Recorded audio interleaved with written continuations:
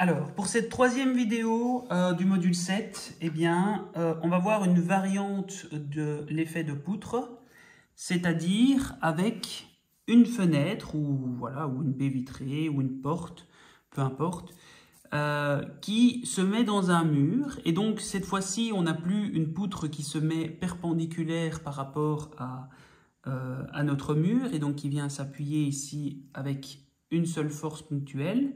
Cette fois-ci, on va vraiment avoir le linteau de la fenêtre qui va provoquer ici, eh bien, non pas une, mais deux forces ponctuelles qui vont se propager chacune de leur côté dans le mur. Et donc, on va voir ça tout de suite. Alors, donc ici, on va avoir vraiment donc, la toiture qui va, de façon assez normale, se propager d'un côté ici sur mon mur A, et puis de l'autre côté sur mon mur B, donc avec deux charges linéaires, voilà, qui vont donc ici descendre le long de mon mur.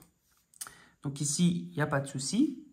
Ensuite, il faudra faire attention. Voilà, on va avoir une partie de mur donc, qui se trouve au-dessus de ma fenêtre, qui va elle aussi provoquer une charge linéaire qui va descendre directement sur le linteau de ma fenêtre. Donc, hop, on va déterminer donc, la partie de charge qui va tomber, donc de la toiture qui va tomber sur le linteau, plus la partie de mur qui va tomber sur le linteau.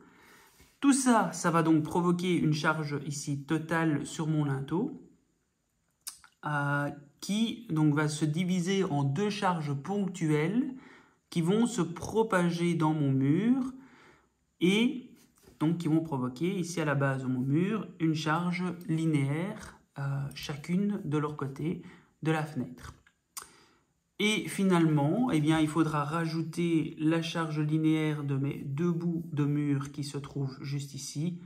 Et donc, on va avoir une charge linéaire maximale quelque part ici à la base de mon mur.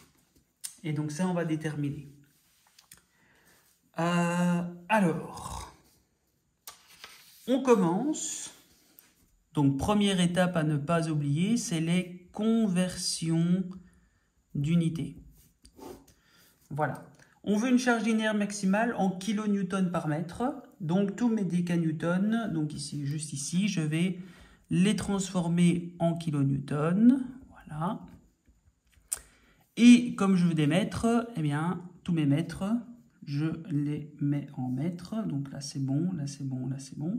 Il y a juste l'épaisseur de mon mur qui est donnée en centimètres. Et donc ça, je vais le convertir en mètres. Donc 20 cm égale 0,2 mètres.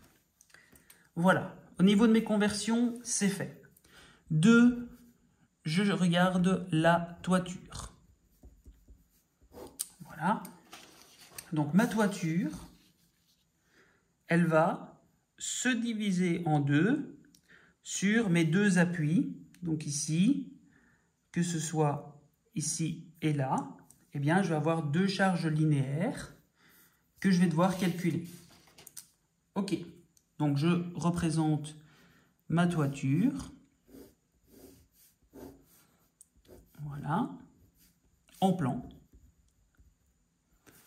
Voilà, donc j'ai mon mur A qui se trouve ici à gauche. Et je me demande, est-ce que mon système est symétrique de façon à éviter de faire un DCL? Eh bien, je divise ma toiture en deux. Voilà. J'ai bien deux appuis, donc il n'y a pas de souci, contrairement à l'autre, à l'exercice juste avant où j'avais trois appuis et donc je devais considérer à chaque fois deux appuis pour les deux côtés de la poutre. Si j'ai bien deux appuis, donc les deux murs, et vu que c'est symétrique, voilà, donc ici je vois bien que c'est symétrique à gauche et à droite, la surface de mon plancher, il dit ici, que va porter mon mur A, se fait, eh bien, sur la moitié de ma largeur de mur, c'est-à-dire 5 mètres divisé par 2, donc 2,5 mètres. Alors, je vais noter aussi la longueur, mais ça, je n'en ai pas besoin parce que je veux une charge linéaire qui se fait le long de mon mur A. Et donc, ma longueur, c'est un total de 6 mètres. Voilà. OK. Donc, moi, je veux la charge linéaire. Voilà. Donc, enfin, la réaction linéaire, on va plutôt dire. Donc, le poids linéaire sur mon mur, qui donc est égal à mon poids surfacique. Hop, on va regarder combien ça vaut. Alors, mon poids surfacique, c'est 0,5 kN par mètre carré.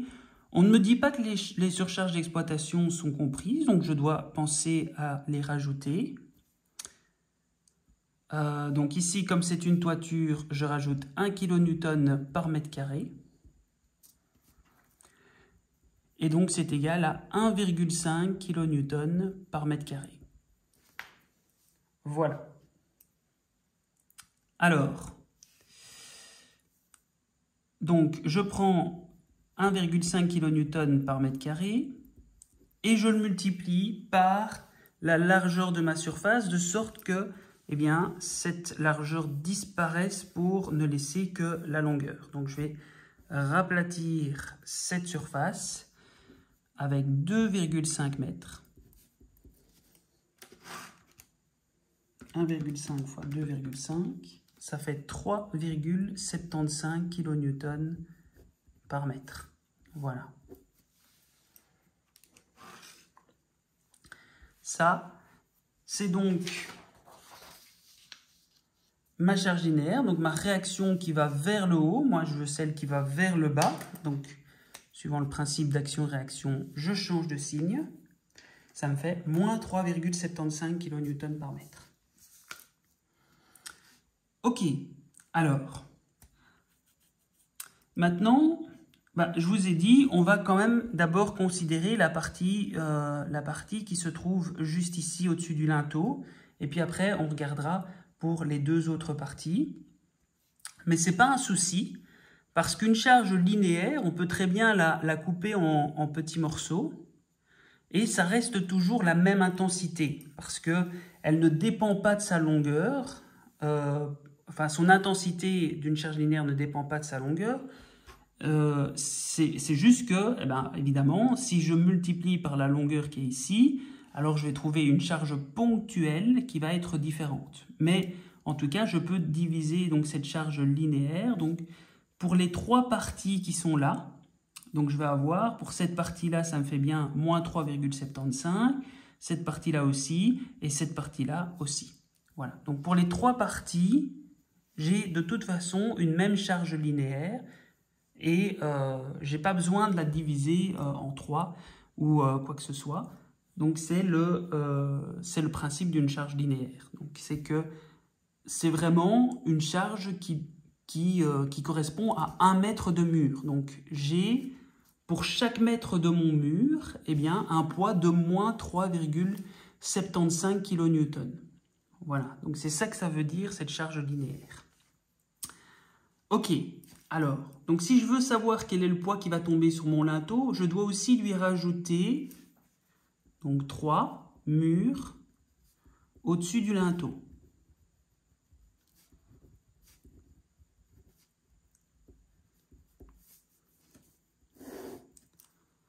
Voilà, alors mur au-dessus du linteau qui, donc ici,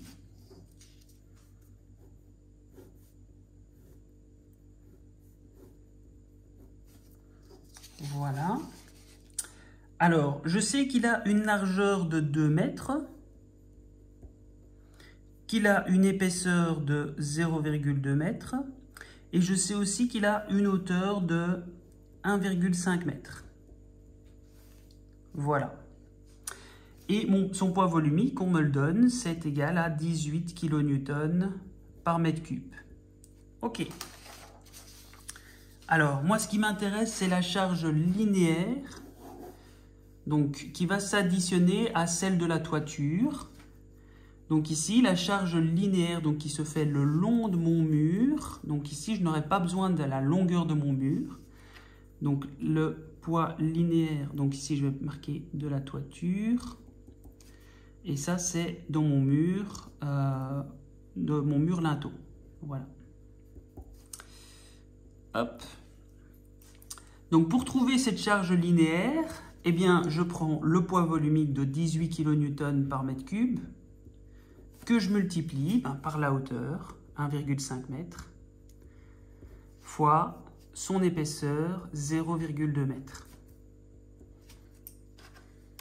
Voilà. Et donc là, j'aurai bien une charge linéaire qui se fait le long de mon mur. 18 fois 1,5 fois 0,2. Ça fait 5,4 kN, donc les cubes s'annulent avec les mètres, kilonewton par mètre. Voilà. Alors, même chose, donc ici, j'ai calculé la réaction de mon linteau sur mon mur. Donc, moi, ce qu'il me faut, c'est la charge qui va vers le bas. Donc, suivant le principe d'action-réaction, hop, je mets un petit moins. OK.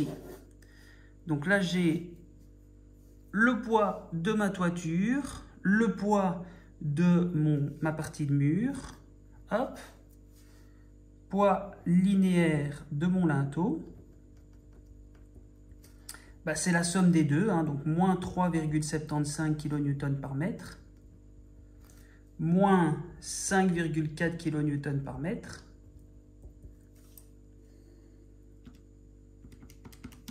ça fait moins 9,15 kN par mètre.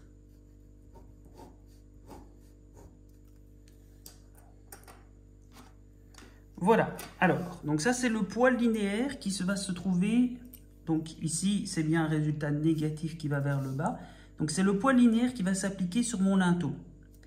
Et maintenant, eh bien, je veux savoir, donc mon linteau il va s'appuyer sur les deux parties de mon mur latéraux, avec des forces ponctuelles. Donc, je veux savoir quelles sont ces forces ponctuelles. Alors, je vais regarder mon système en élévation. Donc, j'ai mon linteau avec une charge qu'on a déterminée qui était de moins 9,15 kN par mètre. Voilà. Et donc moi, ce qu'il me faut, c'est les réactions qui sont juste ici, hein, RAY, RBY. Voilà. Et donc pour les trouver, j'ai besoin de la résultante, en sachant que mon linteau a une longueur de 2 mètres.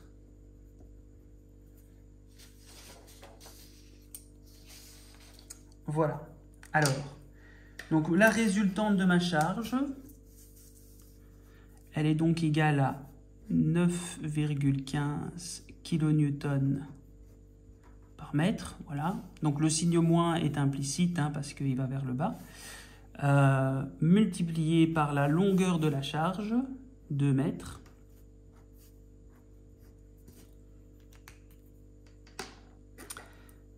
Hop. Donc ici, j'ai un total qui vaut 18,3 kN. Donc les mètres s'annulent entre eux. Alors cette fois-ci, j'ai besoin des deux charges ponctuelles, donc les deux charges, donc les deux RAY plus RBY. Donc c'est égal à 18,3 kN divisé par 2, et même chose pour RBY, 18,3 kN divisé par 2. Et donc ça fait 9,15 kN. 9,15 kN. Voilà. Donc ça, c'est mes deux réactions. Maintenant, moi, j'ai besoin donc des poids qui vont vers le bas. Donc, je leur rajoute un petit moins. Voilà.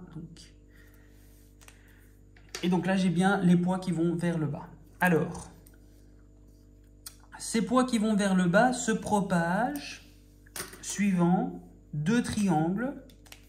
Donc là, ici, c'était une élévation. Et j'étends mon élévation pour contenir les murs. Donc ici, hop.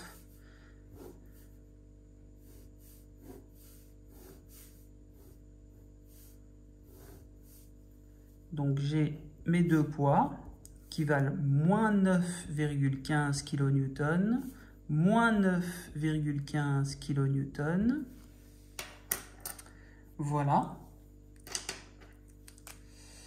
Alors, une fois que j'ai ces poids ponctuels, eh bien, je vais avoir de nouveau un triangle de 60 degrés qui va se former. Alors, la seule différence, c'est que cette fois-ci, l'autre moitié du triangle, évidemment, ne va pas se propager dans le vitrage. Hein, donc, ce serait contre-productif par rapport au principe du linteau qui essaie justement de ne pas appuyer du poids sur le vitrage.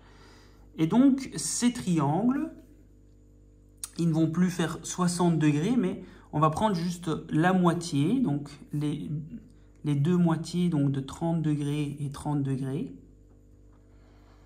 Voilà. Et comme pour l'exercice de la poutre, nous, ce qui nous intéresse, c'est de trouver la longueur X, qui est censée être la même, mais on verra que c'est pas vraiment la même. Donc, je vais appeler ça X et Y. Et donc, en sachant qu'on a, eh bien, je reprends mes mesures. Ici, il nous reste 3 mètres de mur. Là, il nous en reste 1. On sait que la longueur totale du mur, c'est 5,5 mètres. Et on sait que le mur au-dessus du linteau vaut 1,5 mètre. Ça signifie donc que ma charge va se propager sur une hauteur de 4 mètres de mur. Voilà, donc c'est 5,5 moins 1,5, donc il me reste 4 mètres ici. Ok, alors, je vais regarder, hein, donc moi ce que je veux trouver c'est la charge, voilà, la charge linéaire qui va se faire de chaque côté de ma fenêtre. Et donc je vais calculer cette longueur X.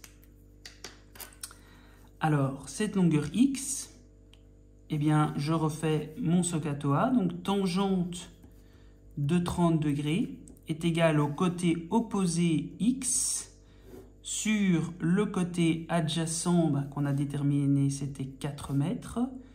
Et donc, X est égal à 4 mètres fois tangente de 30 degrés. Voilà. Ça fait 2,309 mètres. Alors, on regarde, est-ce qu'on a assez de murs pour respecter ces 2,309 mètres? Eh bien, ici, à gauche de ma fenêtre, il me reste 3 mètres de mur, donc ça c'est bon. Donc c'est plus petit que 3 mètres, donc ça c'est bon. Par contre, à droite de ma fenêtre, là je n'ai qu'1 mètre qui me reste, donc c'est plus grand que 1 mètre, donc là ce n'est pas bon. Donc de ce côté-ci de la fenêtre, je vais prendre 2,309 mètres. Par contre, de ce côté-là, eh bien, je vais prendre le 1 mètre qui me reste parce que je ne vais pas avoir une charge qui va se propager dans le vide. Voilà. Donc je vais prendre deux couleurs de charge. Donc cette-là, ce sera la charge bleue.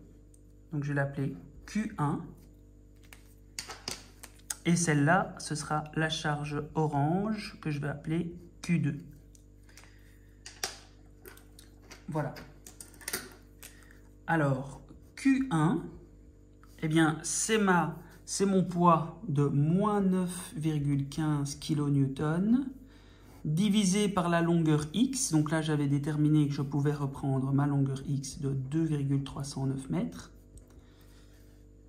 Donc,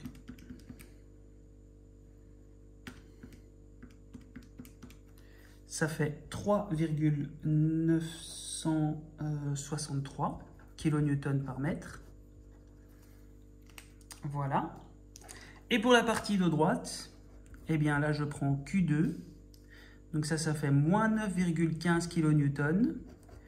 Ici, je n'ai pas assez de murs pour prendre la totalité de mes 2,309 mètres. Donc là, je vais diviser par ce qui me reste de mur, donc 1 mètre.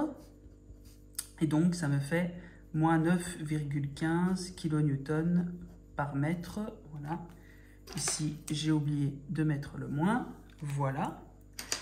Donc là, j'ai bien des charges linéaires qui vont vers le bas. Donc, c'est bien les poids qui vont vers le bas. OK. Alors, une fois que j'ai ça, eh bien, je dois rajouter le poids linéaire de chacun des deux murs sur chacun de ces deux charges. Enfin, chacune de ces deux charges. Voilà. Alors, donc, j'en étais à mon point numéro 4. Mur restant. Voilà. Donc je vais considérer les deux murs en même temps. Enfin, je vais les calculer tous les deux en même temps. Hop.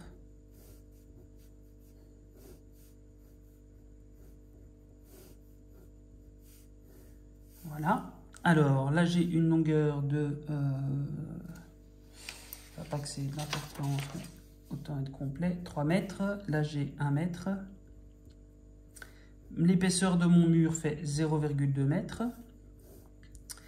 Et la hauteur de mon mur fait, on avait déterminé que c'était 4 mètres. Donc c'est 5,5 moins 1,5. Et on sait que le poids volumique du mur vaut 18 kN par mètre cube. OK. Et donc moi, ce qui m'intéresse, c'est donc les charges linéaires qui se font à la base du mur. Donc ici, les paramètres qui m'intéressent, c'est l'épaisseur et la hauteur, pas la longueur des murs. Et donc, ça veut dire que pour les deux murs, même s'ils ont des longueurs différentes, en fait, ils ont la même charge linéaire. Donc, c'est comme ce que je vous avais dit ici pour quand on divise la charge linéaire. Donc, on veut juste garder cette charge linéaire-ci. Eh bien, je vais prendre donc le poids volumique de 18 kN par mètre cube fois l'épaisseur 0,2 mètres, fois la hauteur 4 mètres,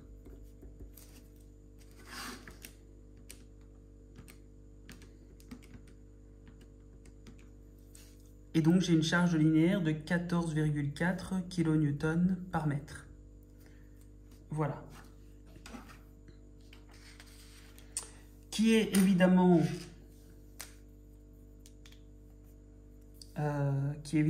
négatif, voilà. Alors, petite remarque, ce n'est pas la même charge linéaire que celle du mur au-dessus du linteau, tout simplement parce que la hauteur du mur au-dessus du linteau n'est pas la même que la hauteur des deux autres murs, voilà. Alors, donc là, ça c'est ma charge de mur. OK. Alors, maintenant, je dois faire un petit résumé de toutes les charges qui arrivent à la base de mon mur. Donc ici, j'ai tout d'abord, sur 3 mètres de mur, j'ai une première charge de moins 14,4 kN par mètre. Voilà, donc ça c'est la charge de mon mur en lui-même. J'ai aussi un peu plus loin, là j'ai plus rien parce que là c'est ma fenêtre, mais un peu plus loin, c'est-à-dire 2 mètres plus loin, eh bien, sur une longueur de 1 mètre, je vais avoir de nouveau moins 14,4 kN par mètre. Donc ça, c'est les murs en eux-mêmes. Ensuite, à ça, eh bien, je ne dois pas oublier que ma charge de toiture, ici, elle vient, elle aussi, descendre sur mes murs.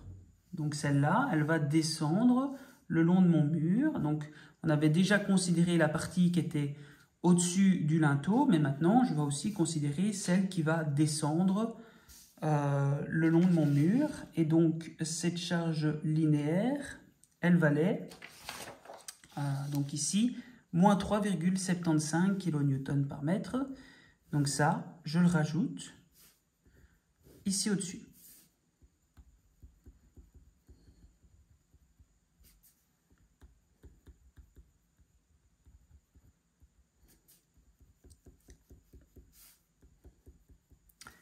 Ok. Et alors, eh bien, il y a les deux charges ponctuelles de mon linteau qui vont se propager dans mon mur. Donc ça, c'est ce qu'on a calculé juste ici. Donc j'ai la partie qui va se trouver ici à gauche de ma fenêtre, qui va se faire sur une longueur de 2,309 mètres, et qui vaut donc Q1 qui vaut moins 3,963 kN par mètre.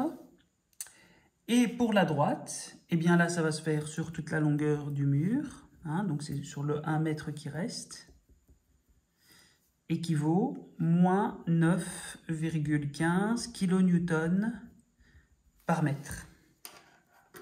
Voilà.